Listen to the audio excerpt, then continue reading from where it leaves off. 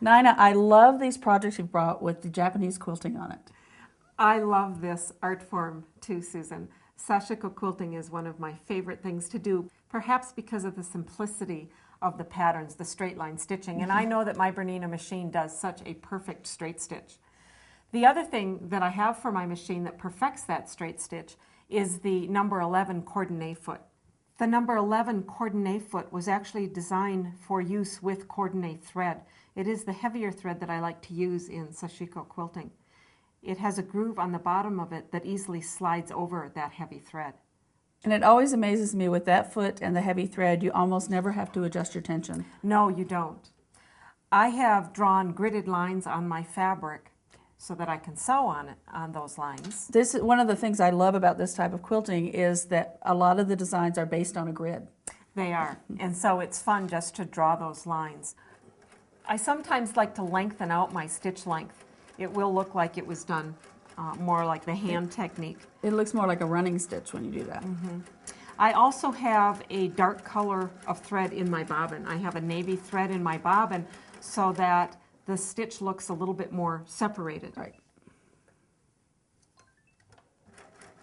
Now you're starting at the edge and going off the edge? Yes, that way I don't have to tie off anywhere in between. Because this is a heavier thread, you never really want to back stitch. Okay. If you end your stitching somewhere in the middle of your fabric, you are going to want to tie off. Susan, I've also put on a straight stitch throat plate, which perfects my stitch and really makes that straight stitch perfect. How did you do the circles?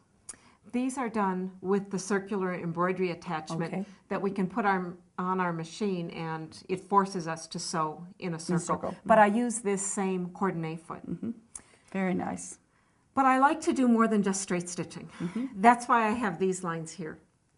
I am going to use some of my decorative stitches. Actually, something as simple as a straight stitch combined with a zigzag stitch is a nice effect in Sashiko quilting.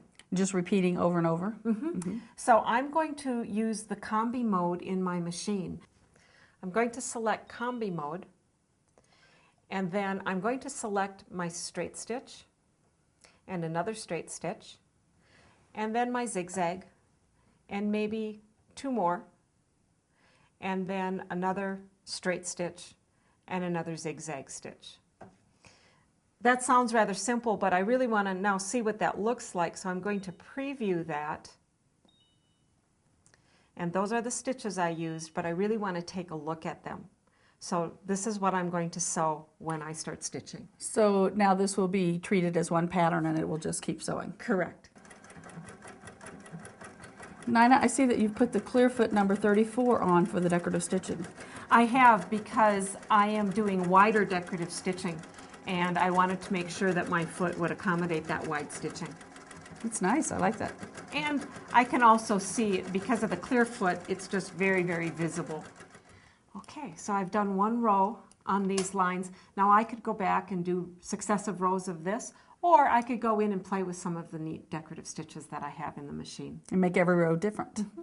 Well, I know you did the little bag here differently than what you've just shown us. This was done in my embroidery software. So if you look at all these circles, I just digitized these in software and made intersecting circles or overlapping circles. The embroidery machine stitched them all at once. Correct. So that's another very easy way to do Sashiko quilting. For this and other Bernina techniques, visit your local Bernina dealer today.